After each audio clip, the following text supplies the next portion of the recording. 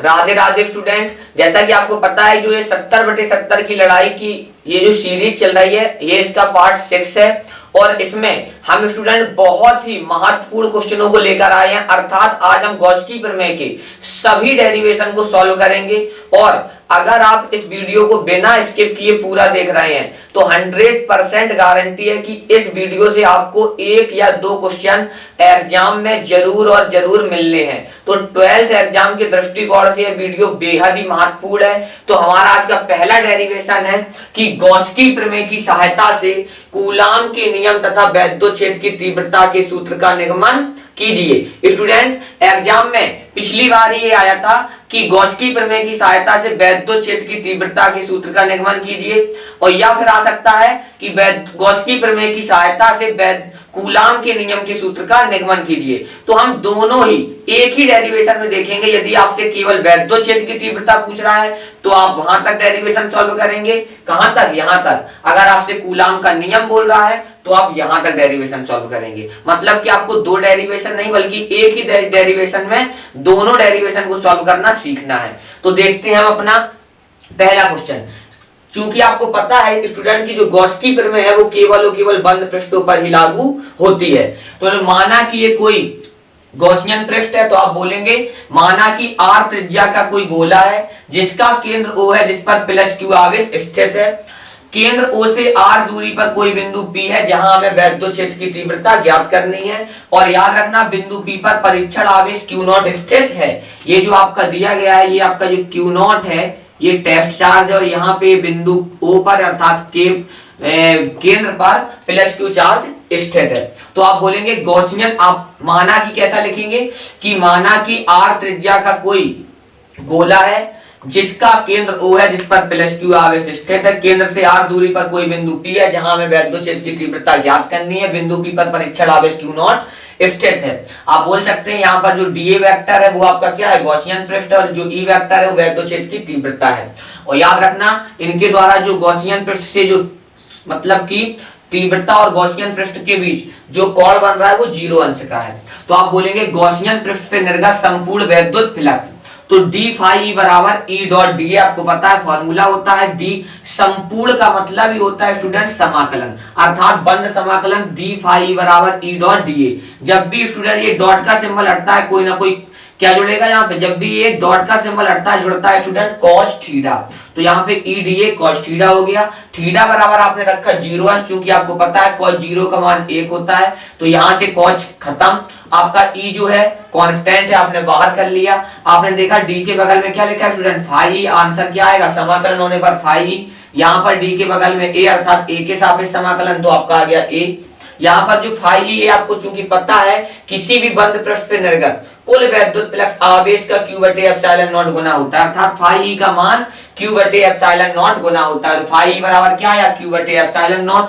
और यहाँ पे स्टूडेंट जो A है वो है गॉसियन पृष्ठ, और ये गॉसियन पृष्ठ यहाँ पे गोला है और गोले का क्षेत्रफल होता है 4πr²।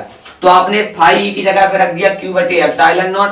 E आपको तीव्रता आपको ज्ञात ही करनी है। A क्या है, गोले का क्षेत्रफल 4πr²। आपने भाग दिया तो यहाँ से 1 ये 4πε0 और ये Q ऊपर है, ऊपर r² नीचे r², यानी E बराबर 1/4πε0 इंटू Q/r²। मात्रक होता है न्यूटन प्रति कूलाम। तो वैद्योच्छेद की तीव्रता के सूत्र का निगमन हो चुका है। अगर आपसे बोल दे कूलाम के नियम का तो आप यहीं पे बोलेंगे जो ये टेस्ट चार्ज है ये बिंदु P पर स्थित है, परीक्षण आवेश Q0 पर लगने वाला वैद्युत बल आपको पता है F बराबर E इंटू Q होता है, बट यहाँ पर Q की जगह पे Q0 अर्थात टेस्ट चार्ज है तो आपने Q0 लिख दिया। और वैद्योच्छेद की तीव्रता जो E बराबर आपको ऊपर ही प्राप्त हो चुकी है 1/4πε0 इंटू Q/r², बगल में क्या लिखा है Q0। और स्टूडेंट यही तो होता है F बराबर 1/4πε0 Q1 Q2/r²। मात्रक न्यूटन होता है, Q1 का मान Q है और Q2 का मान Q0 है। अब हम देखते हैं अगला डेरिवेशन। तो अब हम देखते हैं अपना नेक्स्ट डेरिवेशन, जिसमें आपसे बोलेगा ये बहुत ही इंपॉर्टेंट डेरिवेशन है। आपसे पूछा गया है कई बार एग्जाम में कि एक समान धन आवेशित अनंत लंबाई के चालक तार के कारण उत्पन्न वैद्युत क्षेत्र की तीव्रता, क्या बोलेगा आपसे कि एक समान धन आवेशित अनंत लंबाई के चालक तार के कारण उत्पन्न वैद्युत क्षेत्र की तीव्रता। तो आप बोलेंगे कि माना कि कोई अनंत लंबाई का एक समान धन आवेशित चालक तार है, इस चालक तार से r दूरी पर कोई बिंदु यहाँ पे स्टूडेंट P है, क्या है, कोई बिंदु P है, जहां हमें वैद्युत क्षेत्र की तीव्रता ज्ञात करनी है। बिंदु P से गुजरते हुए हमने एक काल्पनिक गॉसियन पृष्ठ की L लंबाई के, ऐसे बोलेंगे आप कि माना कि अनंत लंबाई का कोई एक समान धन आवेशित चालक तार है जिससे r दूरी पर कोई बिंदु P है जहां हमें वैद्युत क्षेत्र की तीव्रता ज्ञात करनी है। बिंदु P से गुजरते हुए L लंबाई के बेलनाकार गॉसियन पृष्ठ की रचना करते हैं।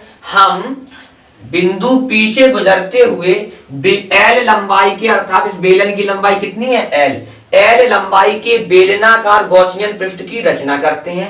यहाँ पे आपको दिख रहा है जो ये वैद्युत क्षेत्र है गॉसियन पृष्ठ के साथ समांतर है, और यहाँ पे जो है स्टूडेंट वो है गॉसियन पृष्ठ के साथ लंबवत।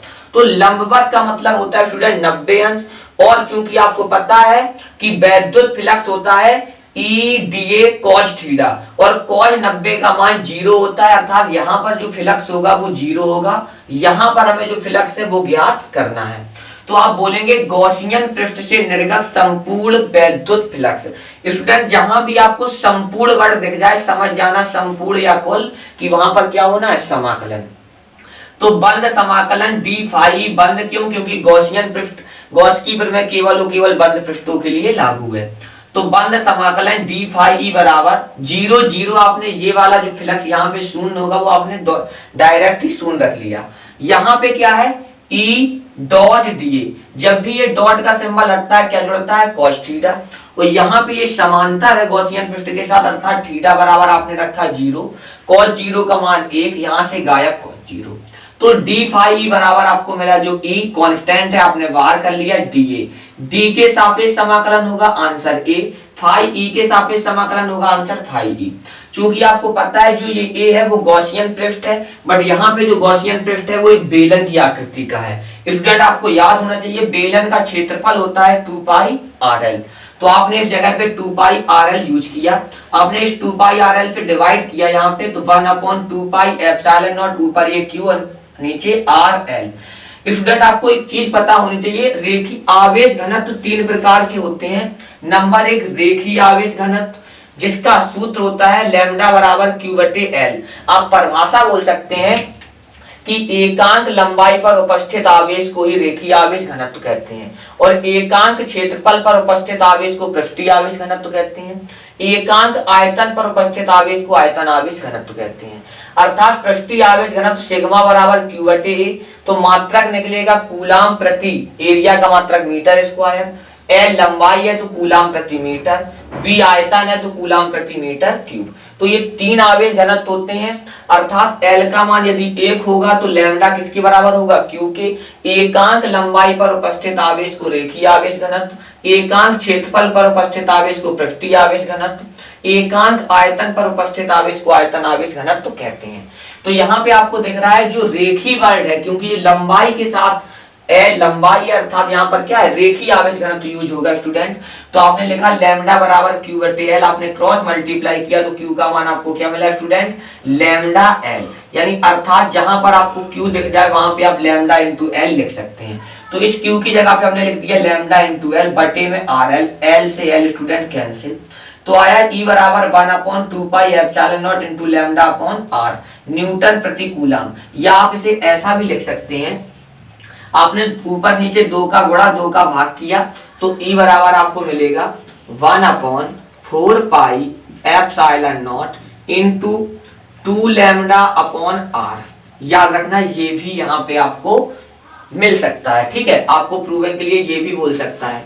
स्टूडेंट एक बार एग्जाम में आया था कि अनंत लंबाई के एक समान धन आवेशित चालक तार के कारण उत्पन्न वैद्युत क्षेत्र की तीव्रता का सदिश रूप लिखिए। तो सदिश रूप के लिए कुछ नहीं करना, केवल कैप से गुणा कर दिया जाता है R कैप से। तो E वेक्टर बराबर हो जाएगा 1/4 pi epsilon naught into 2 lambda upon यहाँ पे आप लिख दिया mod R into R cap से केवल आपने क्या किया, गुणा, इस आर कैप से केवल गुणा कर दिया। अगर आप यहीं पे इसे बदलना चाहते थे तो यहाँ पे वेक्टर लगा के आप यहाँ पर भी आर कैप से गुणा करके इसे सदिश रूप में डायरेक्ट बदल सकते। आशा है आपको ये डेरिवेशन भी समझ में आया होगा। अब हम देखते हैं अपना नेक्स्ट डेरिवेशन। तो अब हम देखते हैं अपना नेक्स्ट डेरिवेशन, जिसमें हम देखेंगे आवेशित चादर के कारण उत्पन्न विद्युत क्षेत्र की तीव्रता। आवेशित चादर के कारण उत्पन्न विद्युत क्षेत्र की तीव्रता। तो माना कि ये कोई एक समान धन आवेशित चादर है, ठीक है, जिसका ये मध्य बिंदु ए है, इसमें एक बेलन डला हुआ है। ये क्या डला हुआ है स्टूडेंट, बेलन, जो ये गॉसियन पृष्ठ को निरूपित कर रहा है। अर्थात जो ये ए है, इससे आर दूरी पर यहाँ बिंदु की, जहां हमें वैद्युत क्षेत्र की तीव्रता ज्ञात करनी है, और यहाँ पर लेफ्ट साइड में भी बिंदु पी आर दूरी पर ये जहां में वैद्युत क्षेत्र की तीव्रता ज्ञात करनी है। डीए यहाँ पे गॉसियन पृष्ठ है, आपको बेलन दिख रहा है, समांतर है दोनों, और जो कोण होगा वो 0 अंश होगा। तो आप बोलेंगे बेलन या गॉसियन पृष्ठ से गुजरने वाला संपूर्ण वैद्युत फ्लक्स। फिर से आपको याद आ गया होगा कि संपूर्ण का मतलब ही होता है समाकलन। स्टूडेंट आपने बोला डी फाई ई बराबर, देखिए स्टूडेंट आपने बोला यहाँ बेलन के इस साइड, तो आपने मान लिया डी फाई ई1, बेलन के इस साइड तो आपने मान लिया डी फाई ई2, यानी कि दोनों ओर को मिला के जो विद्युत फ्लक्स हुआ फाई ई1 फाई ई2। तो आपको पता है, तो जो विद्युत फ्लक्स का सूत्र होता है वो होता है ई डॉट डी ए। जब भी ये डॉट का सिंबल हटता है क्या जुड़ता है, कॉस थीटा। तो यहाँ पे हो गया E D A cos theta, यहाँ पर भी हो गया E D A cos theta. आपने पता है आपको जो बेलन है ये विद्युत क्षेत्र के देखो समांतर है, और गॉसियन पृष्ठ विद्युत क्षेत्र के साथ जो कोण बना रहा है, गॉसियन पृष्ठ के साथ जो विद्युत क्षेत्र की तीव्रता है विद्युत क्षेत्र वो 0 अंश का बना रहा है। तो आपने रखा cos 0 का मान 1 होता है, तो आपको मिला डी फाई बराबर ई डी ए। आपने देखा कि यहाँ पर डी के बगल में ए है, तो आंसर ए, मतलब कि ए के सापेक्ष समाकलन। यहाँ पर डी के बगल में ए है, अर्थात ए के सापेक्ष समाकलन आपको ए मिला। डी के बगल में फाई है, आंसर आपको फाई मिला। ई ए हो गया। चूंकि आपको पता है किसी भी बंद पृष्ठ या गॉसियन पृष्ठ से निर्गत कुल वैद्युत फ्लक्स आवेश का Q बटे एप्सिलॉन नॉट गुना होता है। आपने देखा यहाँ पे आपको थोड़ी देर पहले बताया था हमने, जो सिग्मा होता है वो पृष्ठीय आवेश घनत्व होता है, सिग्मा बराबर होता है Q बटे ए। आपने क्रॉस मल्टीप्लाई किया तो आपको ए का मान मिला सिग्मा इंटू ए। यहाँ पे जो आपको Q का मान मिला वो क्या मिला आपको, सिग्मा इंटू ए। तो यहाँ पे आपने Q की जगह पे रख दिया सिग्मा इंटू ए। आपने देखा बराबर में 2 है, और ए से ए कैंसिल, आपने इस 2 का भाग दे दिया, तो ई बराबर आपको मिला सिग्मा ये, और अपॉन में 2 एप्सिलॉन नॉट। बेहद ही महत्वपूर्ण डेरिवेशन है, और आप अगर डेरिवेशन आपको एक बार में समझ में नहीं आ रहा है तो आप वीडियो को दोबारा रिवाइव कर सकते हैं या पीछे जाके फिर से देख सकते हैं। फिर भी हम एक बार इस डेरिवेशन को पुनः बताते हैं।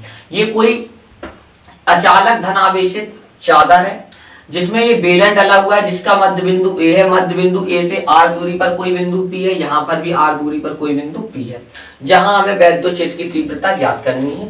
तो आपने बोला देखिए स्टूडेंट कि संपूर्ण वैद्युत बेलन के से गुजरने वाला संपूर्ण वैद्युत फ्लक्स अर्थात डी फाई बराबर ई, आपने बोला डी फाई ई1 डी फाई ई2। क्यों, एक यहाँ पर वैद्युत फ्लक्स बेलन के इस कोने में, बेलन के इस सिरे पर और बेलन के इस सिरे पर।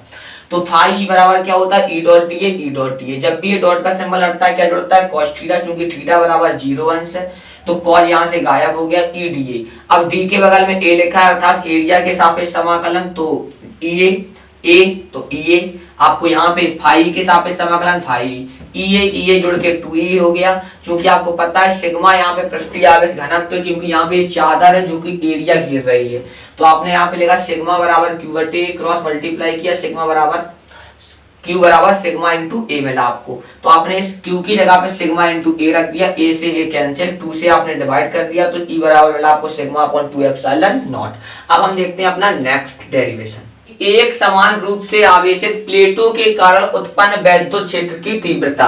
अर्थात 2 प्लेट हैं, 2 समांतर प्लेटों के बीच वैद्युत क्षेत्र की तीव्रता देखने जा रहे हैं। तो आप बोलेंगे कि माना कि 2 समांतर प्लेट हैं, ठीक है, जो एक दूसरे से कुछ दूरी पर रखी हैं।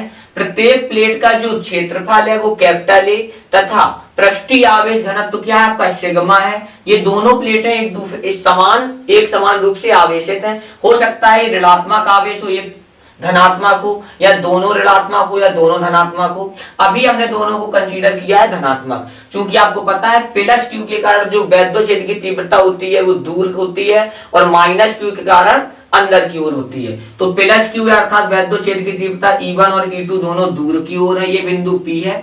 ठीक है, आपने कंसीडर कर लिया कुछ दूरी पर बिंदु P है।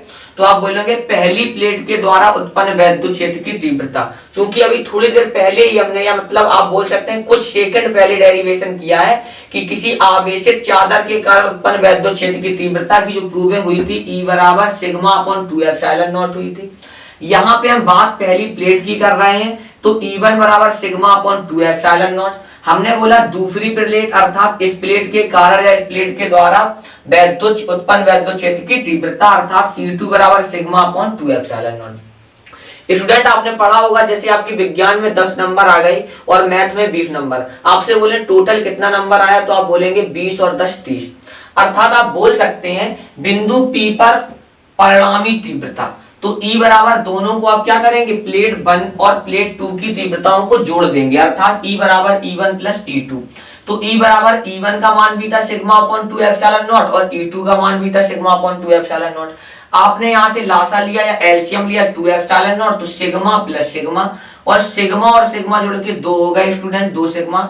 तो 2 से 2 यहाँ पे कैंसिल हो गया, E बराबर आपको मिला सिग्मा अपॉन एप्सिलॉन नॉट। और यही होती है समांतर प्लेट या एक समान रूप से आवेशित प्लेटों के कारण उत्पन्न वैद्युत क्षेत्र की तीव्रता, जो कि आपको धारता नामक पाठ में समांतर प्लेटों के कारण उत्पन्न समांतर प्लेट संधारित्र की धारता में बहुत ज्यादा हेल्पफुल साबित होगा।